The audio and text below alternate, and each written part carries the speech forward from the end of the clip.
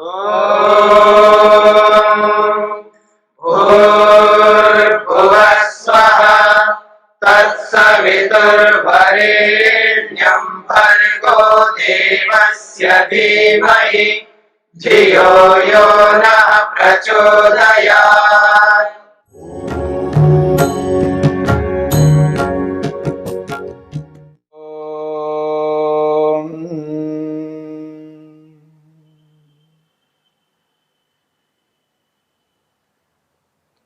संसार में जो कोई भी सुख है, जिस किसी भी प्रकार का सुख है, सुख मात्र के साथ में दुख जुड़ा हुआ है, इस बात को लेकर के चर्चा हो रही है।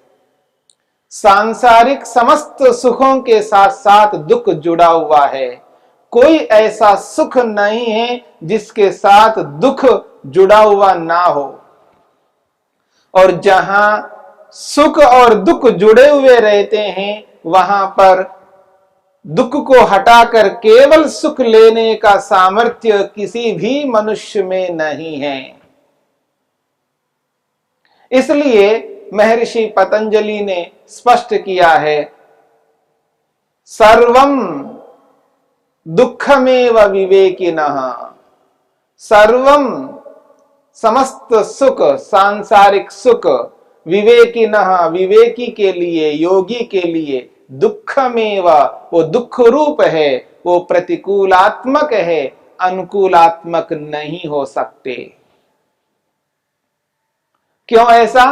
क्योंकि परिणाम दुख उस सुख के साथ जुड़ा हुआ है, ताप दुख उस सुख के साथ जुड़ा हुआ है, संस्कार दुख भी जुड़ा हुआ है, और गुणवृत्ति विरोध दुख भी जुड़ा हुआ है। चार दुख एक सुख के साथ जुड़े हुए हैं। ऐसी स्थिति में व्यक्ति सुखी नहीं हो पाता। जिस सुख के साथ में चार दुख हो, वो सुख क्या भला, वो सुख ना हो करके वो दुख रूप है। इसलिए विवेकी व्यक्ति के लिए, योगाभ्यासी व्यक्ति के लिए, योगी के लिए सांसारिक सुख को भी दुख रूप अनुभव करने का उपदेश किया जा रहा है। यदि वो ऐसा अनुभव नहीं करता तो इस संसार से उभर नहीं सकता, सांसारिक सुखों में ही लगा रहेगा।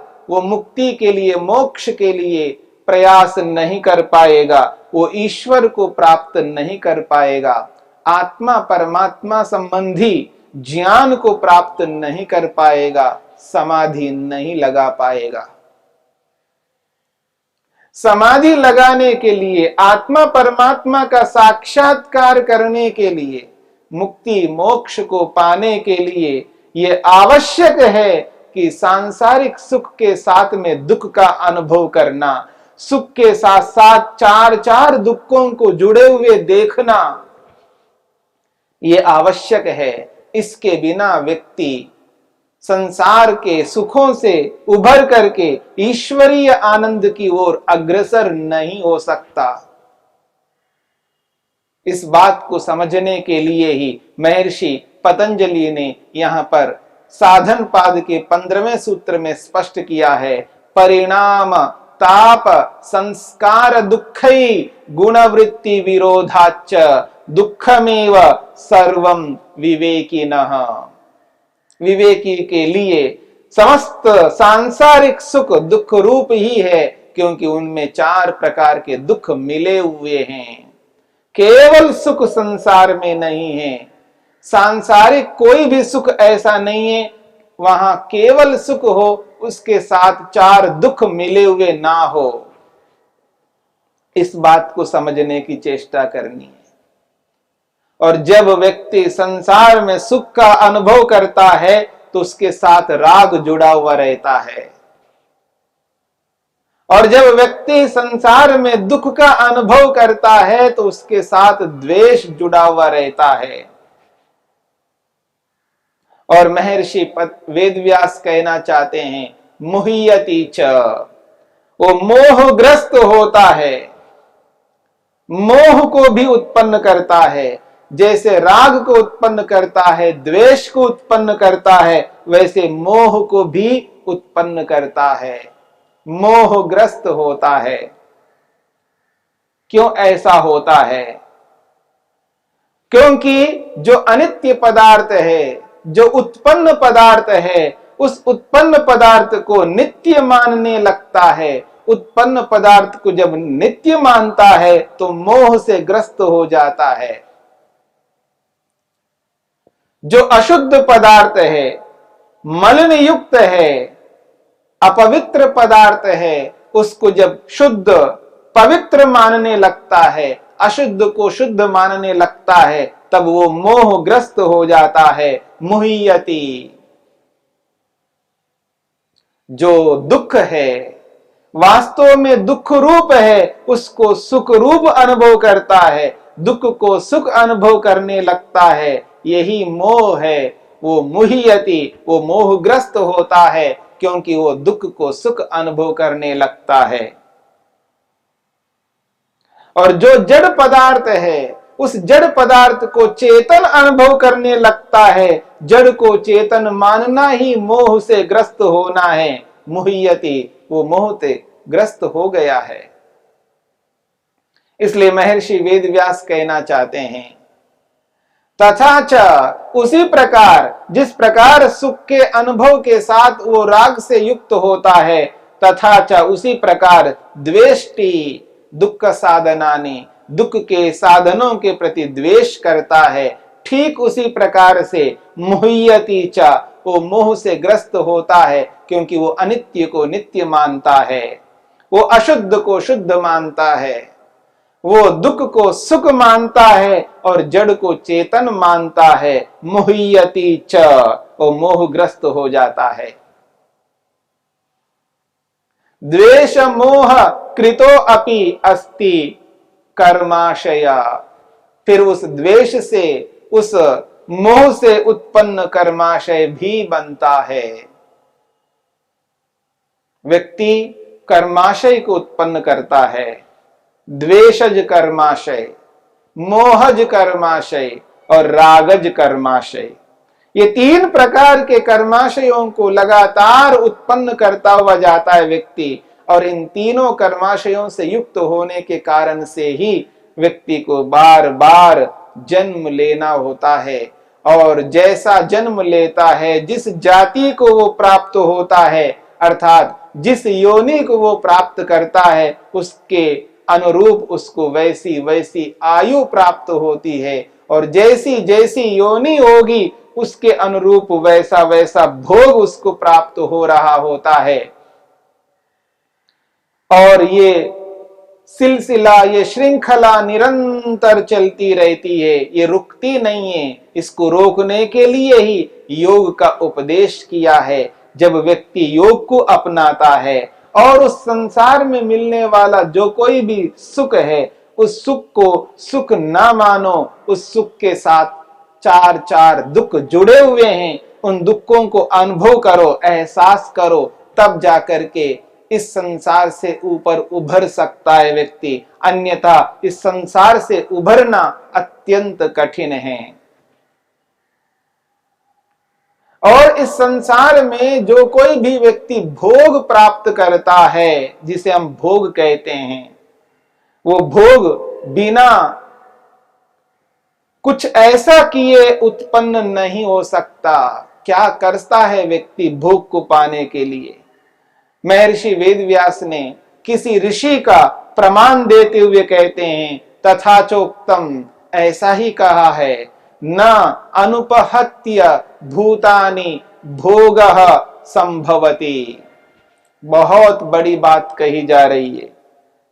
वो कहते हैं, न अनुपहत्य, बिना दूसरों को दुख दिए, बिना दूसरों को कष्ट दिए, बिना दूसरों की हिंसा किए, भोगः न संभवति, भोग उत्पन्न नहीं होता, यानी भोग प्राप्त नहीं हो सकता।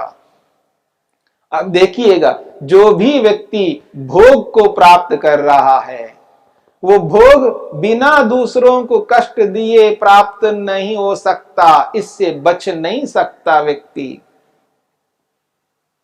यानी न अनुपहत्य, दूसरों को दुख दिए बिना, कष्ट दिए बिना, पीड़ा दिया बिना व्यक्ति को भोग कभी प्राप्त हो ही नहीं सकता। इस बात को लेकर के गंभीरता से हमें विचार करना है, समझना है। जो व्यक्ति सांस ले रहा है उसके माध्यम से भी न जाने कितने प्राणियों को दुख देता है, वो दिखाई नहीं देते पर दुख तो दिया जा रहा है। जब व्यक्ति चलता है, चाहे वो पैदल चल रहा हो, वो साइकिल पर चल रहा हो, वो बाइक पर चल रहा हो, वो फोर व्हीलर पर चल रहा हो, चाहे वो ट्रेन में चल रहा हो, चाहे वो हवाई जहाज में चल रहा हो, चाहे वो पानी में चल रहा हो, कहीं ना तो कहीं व्यक्ति चलता है, आता है, जाता है। उसके कारण से जो सूक्ष्म प्राणी हैं, जो हमें दिखाई नहीं देते और दिखाई भी देते हैं, उनको हम दुख देते हैं। वो हमारे हाथ में नहीं है, हम चाह करके नहीं दे रहे हैं। हमारी ये मनसा नहीं है कि उनको दुख देना है, लेकिन हमको तो आना है, जाना है। कितनी चींटियां मर जाती हैं, कितने ऐसे प्राणी हैं जो मर जाते हैं, जो हमें दिखाई नहीं देते हैं, उनको तो दुख मिल रहा है। हम जो कोई भी भोग प्राप्त करते हैं, उस भोग के पीछे बहुत सारे प्राणी दुख को प्राप्त होते हैं।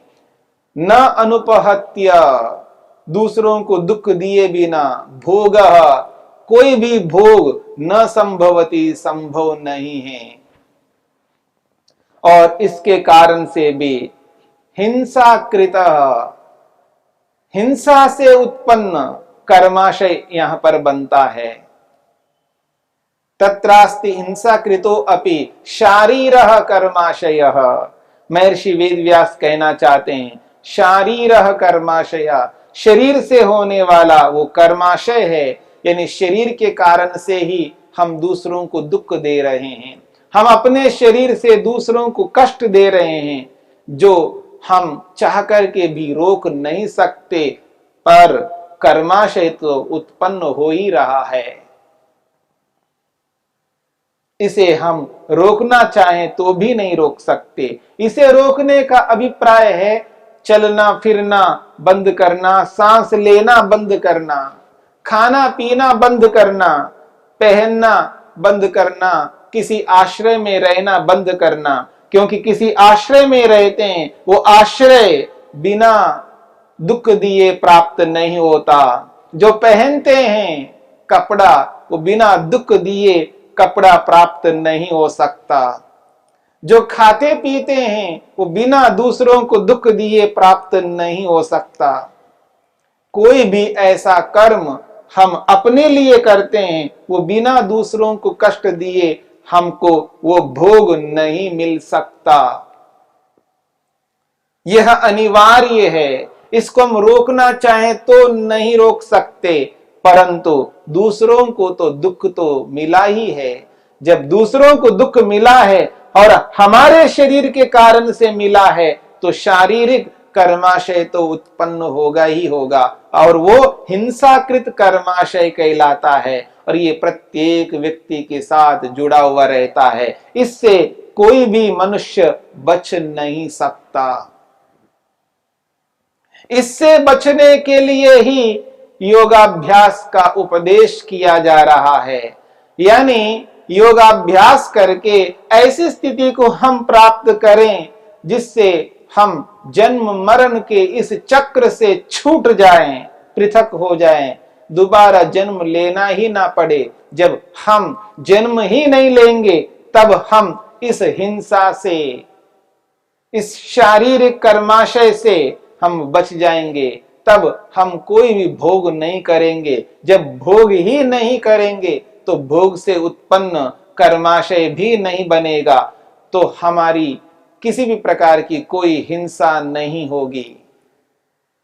इससे बचने के लिए ही योग का उपदेश है, योग का संदेश है। इसी योग को समझने का प्रयत्न करना। कोई भी व्यक्ति अन्य प्राणी को दुख दिए बिना किसी भी प्रकार का भोग प्राप्त नहीं कर सकता। इसका ये अभिप्राय नहीं है कि व्यक्ति जानबूझ करके दूसरों को दुख देता रहे और भोग को प्राप्त करता रहे। ऐसा इस योग का किसी प्रकार का तात्पर्य नहीं है। इस बात को समझने की चेष्टा करनी है, इसका दुरुपयोग नहीं करना है। महर्षि वेदव्यास कहना चाहते हैं, दूसरों को दुख दिए बिना भोग प्राप्त नहीं होता। इसका दुरुपयोग करके दूसरों को आप मार काट करते रहो जानबूझ करके, और दूसरों को जानबूझ करके दुख दे करके, दूसरों के पदार्थों को छीन करके, दूसरों की जमीन को लेकर के, मकान को लेकर के, अन्य साधनों को लेकर के आप उपभोग करो, ये इसका अभिप्राय बिल्कुल नहीं है। सबके साथ न्यायपूर्वक व्यवहार करना है, ऐसा कोई गलत व्यवहार नहीं करना है। ये इस बात को समझ करके चलना है। परंतु यहां जो बात कही जा रही है उसके लिए कही जा रही है, जो कि आपको चलना होगा। किसी अच्छे कार्य के लिए, हम अच्छे उत्तम कर्मों को करने के लिए हम प्रस्थान करते हैं, आते हैं, जाते हैं। उस आने जाने में, अनजाने में हमसे दूसरे को कष्ट दिया जाता है। जब हम चलते हैं, सड़क पर चलते हैं, मार्ग पर चलते हैं, वहां कितनी चींटियां, कितने सूक्ष्म प्राणी हैं जो हमें दिखाई नहीं देता है। हम उसे बचाना भी चाहें तो नहीं बचा सकते, हमारे हाथ में नहीं है। ऐसा जो हम कोई दूसरे को कष्ट देते हैं, उसके लिए यहां पर कहा जा रहा है, इस प्रकार का कष्ट दिए बिना हम किसी भी प्रकार के भोग को उत्पन्न नहीं कर सकते, किसी भी प्रकार के भोग को प्राप्त नहीं कर सकते। इस बात को लेकर के यहां पर कहा जा रहा है, ये अपरिहार्य है, इसके बिना हम जी नहीं सकते। इसका दुरुपयोग करता हुआ व्यक्ति जानबूझ करके किसी को मारने लग जाए, किसी को मार करके छीनने लग जाए, ऐसा कोई भोग किसी भी व्यक्ति को प्राप्त नहीं करना है। ऋषियों का ये मंतव्य नहीं है, और इन वाक्यों का दुरुपयोग किसी भी व्यक्ति को नहीं करना है। अगर ऐसा करता है वो अत्यंत पापी माना जाएगा, वो दंडनीय होगा, उसको अत्यंत दंड मिलेगा और उसको वो झेल नहीं पाएगा। अगर किसी मनुष्य से वो बच जाएगा, लेकिन वो ईश्वर से कभी नहीं बचेगा। इस बात को लेकर के हमें समझना है, जानना है। महर्षि वेदव्यास कहना चाहते हैं कि शारीरिक हिंसा जब होती है उससे भी कर्माशय उत्पन्न होता है। जहां शारीरिक हिंसा होगी तो वहां वाचनिक हिंसा भी होगी, वहां मानसिक हिंसा भी होगी। इन समस्त हिंसाओं से हमें बचना है। बच करके इस संसार से ऊपर उभरने के लिए योग को अपने जीवन में धारण करना है। इसी के लिए योग का उपदेश है।